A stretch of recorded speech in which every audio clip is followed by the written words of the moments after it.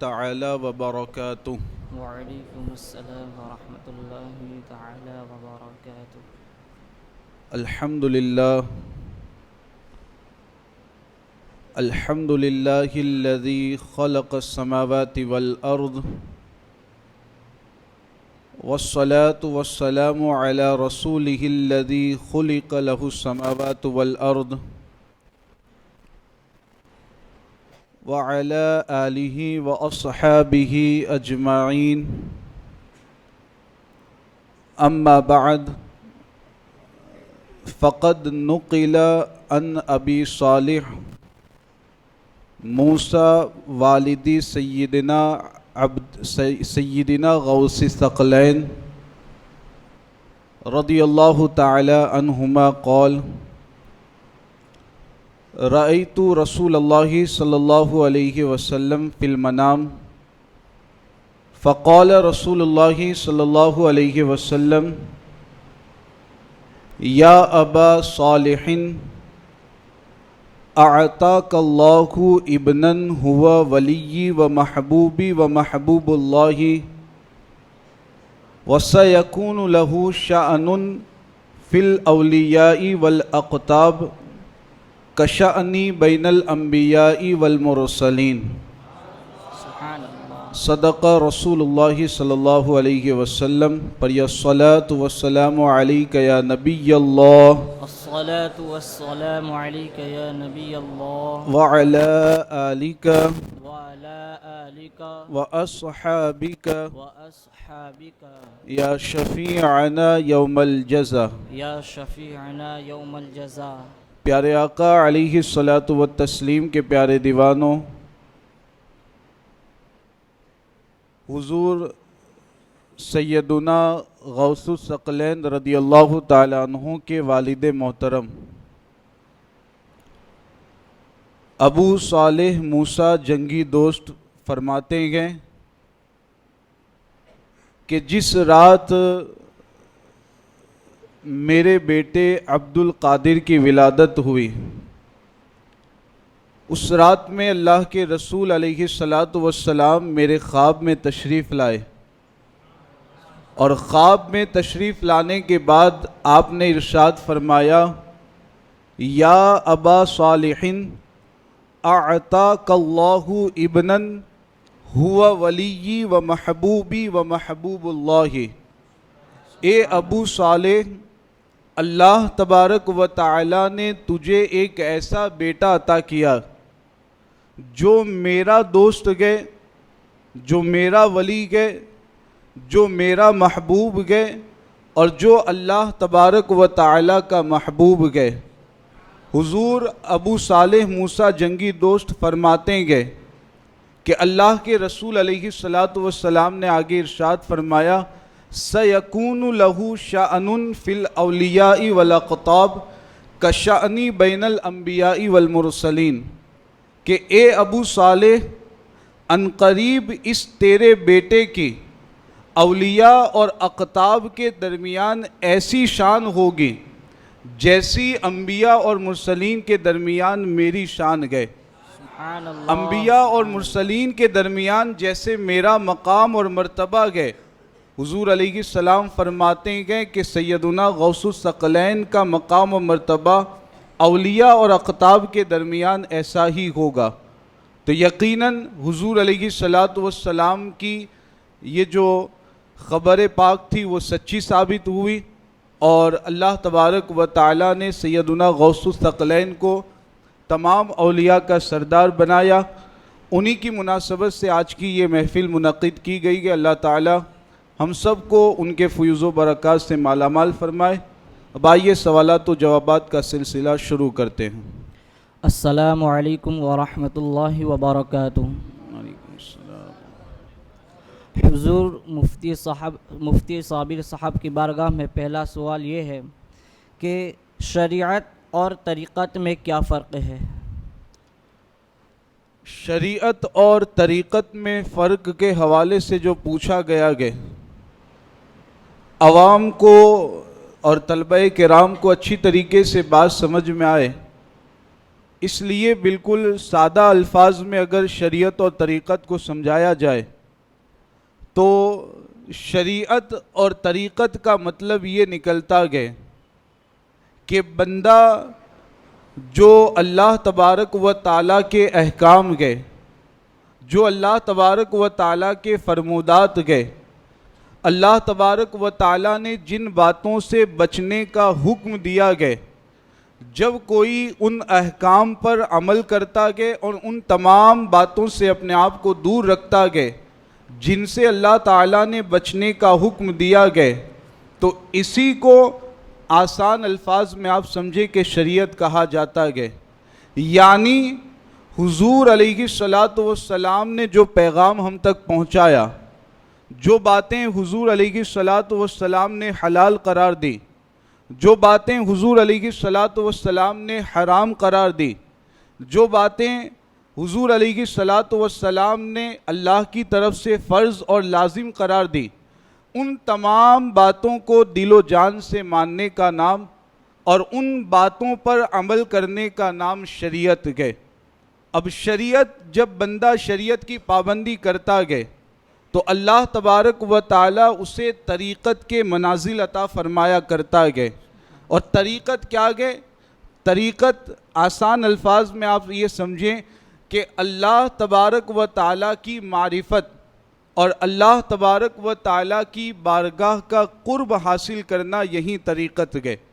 تو شریعت کی پابندی جب بندہ کرتا جاتا گئے، مسلسل شریعت کے احکام پر عمل کرتا جاتا گئے، تو آہستہ آہستہ اللہ تعالیٰ اسے طریقت کے مراتب عطا فرمایا کرتا گئے، اور ایک مقام وہ آتا گئے کہ اللہ تبارک و تعالیٰ اسے اپنا مقرب بنا دیا کرتا گئے۔ تو شریعت اور طریقت، آپ اس کو اس انداز میں سمجھ سکتے ہیں کہ یہ دونوں ایک دوسرے کے لیے، شریعت طریقت کے لیے لازم اور ضروری ہے کہ بغیر شریعت کی پابندی کے بندہ طریقت کے مقام اور مرتبے تک نہیں پہنچ سکتا ہے، اور طریقت کے کتنے ہی بلند مقام اور مرتبے پر پہنچ جائے، اس کے باوجود بھی شریعت کی پابندی اس کے لیے لازم ہوا کرتی ہے۔ ہاں، جو اللہ کے تبارک و تعالیٰ کے مجذوب بندے ہوتے ہیں، جن کی عقل کو جذب کر لیا جاتا ہے، تو احکام شرع ان پر سے اٹھ جایا کرتے ہیں، ورنہ کتنے ہی بڑی طریقت والا ہو، طریقت کے کتنے ہی بڑے مقام پر فائز ہو، وہ شریعت کے احکام کی پابندی کرتا ہوا نظر آتا ہے، اور جو شریعت کے احکام کی پابندی نہ کریں، حقیقت میں وہ طریقت کے مقام اور مرتبے پر پہنچا ہوا نہیں ہوتا ہے۔ جی، دوسرا سوال یہ ہے کہ ولی کسے کہتے ہیں؟ یہ سوال آج کے دور پرفتن کے اعتبار سے نہایت ضروری ہو جاتا ہے کہ آخر اللہ کا ولی کسے کہا جاتا ہے، اللہ کا ولی کون ہوتا ہے؟ کیونکہ آج کل آپ دیکھتے ہیں کہ ہر کوئی اپنے پیر کو، اپنے بزرگ کو اللہ کا ولی کہتا ہوا نظر آتا ہے، اور عوام اس کے پیچھے دوڑتی بھاگتی ہوئی نظر آتی ہے۔ حالانکہ جو ولی کی تعریف اللہ تبارک و تعالیٰ نے بیان فرمائی ہے، میں وہی تعریف آپ کے سامنے پیش کرنے کی کوشش کروں گا۔ اللہ رب العزت نے قرآن میں بیان فرمایا، الا ان اولیاء اللہ لا خوف علیہم ولا هم یحزنون، کہ اللہ تبارک و تعالیٰ کے جو ولی ہوتے ہیں، نہ انہیں دنیا کا کوئی رنج ہوتا ہے، نہ آخرت کی کوئی فکر ہوا کرتی ہے، نہ قیامت کے حوالے سے کوئی غم میں وہ مبتلا ہوتے ہیں۔ اس کے بعد اللہ تبارک و تعالیٰ نے ولی کون ہوتا ہے اس کی دو صفتیں بیان فرمائی گئے، کہ جو دو باتیں جس بندے کے اندر پائی جاتی ہے، اللہ کے فرمان کے مطابق وہ ولی ہوا کرتا ہے۔ وہ دو باتیں کیا گئے؟ الذین آمنوا وکانوا یتقون۔ سب سے پہلی بات تو یہ ہے کہ وہ بندہ اللہ اور اس کے رسول پر ایمان رکھنے والا ہو۔ جو ایمان والا نہیں ہے، جو مذہب اسلام کی پیروی کرنے والا نہیں ہے، وہ کبھی بھی ولی نہیں ہو سکتا۔ دوسری بات اللہ تعالیٰ نے جو بیان فرمائی وہ کیا گئے؟ الذین آمنوا وکانوا یتقون، کہ ایمان کے ساتھ ساتھ ان کی زندگی کا معاملہ یہ ہوتا ہے کہ وہ زندگی کے ہر پہلو میں شریعت کے احکام کی پابندی کرتے ہوئے نظر آتے گئے. ان کی زندگی کے ہر شعبے میں تقوی اور پرہیزگاری نظر آیا کرتی گئے. تو یہ دو چیزیں جس کے اندر ہوا کرتی گئے، اللہ تعالیٰ کے فرمان کے مطابق وہ ولی ہوتا گئے. تو ایمان سب سے اہم چیز گئے، اس کے بعد تقوی اور پرہیزگاری یعنی شریعت کے احکام کی پابندی یہ دوسرے نمبر پر گئے. یہ دو باتیں جس کے اندر وہ اللہ کے فرمان کے مطابق وہ اللہ کا ولی ہوا کرتا گئے. جی. تیسرا سوال یہ ہے کہ اولیاء اللہ کے مزار پر جانا کیسا؟ اولیاء کرام کے مزارات یعنی ان کی قبریں جہاں پر بنی ہوئی رہتی ہے تو ان قبروں کے پاس جانا اور وہاں جا کر کے اللہ تبارک و تعالیٰ کی بارگاہ میں دعا کرنا اور وہاں سے برکت و رحمت حاصل کرنا، یہ یقیناً قرآن کی آیات سے بھی اس کا ثبوت ملتا گیا، حضور علیہ الصلاۃ والسلام کے ارشادات سے بھی اس کا ثبوت ملتا گیا، اور بزرگان دین کے اقوال و افعال سے بھی اس کا ثبوت ملتا گیا. حضور علیہ الصلاۃ والسلام کے بارے میں مشہور روایت گئے، حدیث کی متعدد کتابوں میں موجود گئے کہ آپ علیہ الصلاۃ والسلام ہر سال شہدائے احد کی قبروں کے پاس جایا کرتے تھے، وہاں جا کر کے آپ ان کے لیے دعا فرمایا کرتے تھے. تو شہدائے احد جو کہ اللہ تبارک و تعالیٰ کے برگزیدہ بندے تھے، ان کی قبروں کے پاس جانا یقیناً حضور علیہ الصلاۃ والسلام کا یہ عمل ہمیں بتاتا گیا کہ اللہ کے مقبول بندوں کے مزارات پر اور ان کی قبروں پر جانا چاہیے اور وہاں جا کر کے اللہ تبارک و تعالیٰ کی بارگاہ میں ان کے وسیلے سے دعا مانگنی چاہیے. اللہ تعالیٰ ان کے وسیلے کی برکت سے ہماری دعائیں قبول فرمایا کرتا ہے. جی سبحان اللہ. چوتھا سوال یہ ہے کہ اولیاء کی قبروں کو پکا کرنا کیسا؟ اولیاء کرام کی قبریں ہوں یا پھر عام مسلمانوں کی قبریں ہوں، ایک حکم تو واضح طور پر آپ ذہن میں بٹھا لیں کہ قبر کے اندر والا جو حصہ ہوتا ہے جہاں پر میت کو رکھا جاتا ہے، اس اندر والے حصے کو تو پختہ کرنا، اس کو پکا کرنا یہ بالکل منع ہے اور اس کی اجازت نہیں ہے.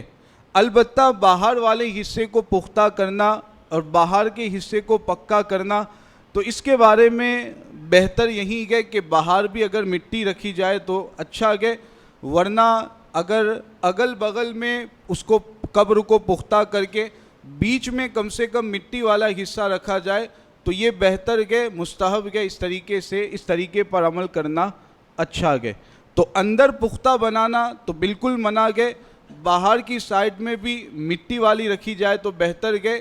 اور اگر دونوں طرف سے چاروں طرف سے اگر ایک دیوار بنانا چاہتے ہی گئے، پختہ بنانا چاہتے ہی گئے تو کم سے کم یہ کیا جائے کہ بیچ والا حصہ مٹی والا رکھا جائے تو یہ بہتر ہے، مستحب ہے.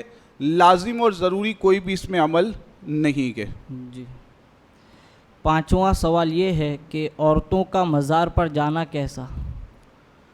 عورتوں کے مزار پر جانے کے حوالے سے یاد رکھیں کہ عمومی طور پر اس سے منع کیا جاتا ہے اور حالات کو دیکھتے ہوئے یہی واضح ہوتا ہے کہ منع کرنے ہی میں مسلمانوں کے لیے بہتری ہے، ان مسلمان بہنوں کے لیے بھی بہتری ہے کہ انہیں اولیاء کرام کے مزارات پر جانے سے منع کیا جائے.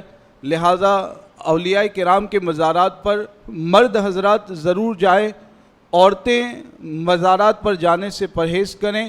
وہ اپنے گھر پر رہتے ہوئے پردے میں رہتے ہوئے جتنا ہو سکے عبادت کریں، نیک اعمال کریں، تلاوت قرآن کریں اور پھر جو بھی ثواب ہو وہ اللہ کے ولیوں کی بارگاہ میں پیش کریں اور ان کے وسیلے سے اللہ کی بارگاہ میں دعا کریں. اور دربار کے صحن میں بیٹھنے کی اجازت رہے گی ان کو؟ مطلقاً مناہی ہے، لہٰذا بچا جائے. جی جزاک اللہ خیر. بسم اللہ الرحمن الرحیم. اللہم صلی علی سیدنا مولانا محمد وبارک وسلم. صلاۃ و سلام علیک یا رسول اللہ صلی اللہ تعالی علیہ وسلم۔ یا اللہ یا رحمان یا رحیم، مولا تبارک و تعالی حضور سیدنا غوث پاک رضی اللہ تعالی عنہ اور دیگر اولیاء کرام کے فیض و برکات سے ہمیں مالا مال فرما۔ آمین۔ مولا تبارک و تعالی ہم سب کی جان و مال، عزت و آبرو ایمان کی حفاظت فرما۔ آمین۔ نیک اعمال کرتے ہوئے زندگی گزارنے کی توفیق عطا فرما۔ آمین۔ شریعت و طریقت کی پابندی کرتے ہوئے زندگی گزارنے کی توفیق عطا فرما۔ آمین۔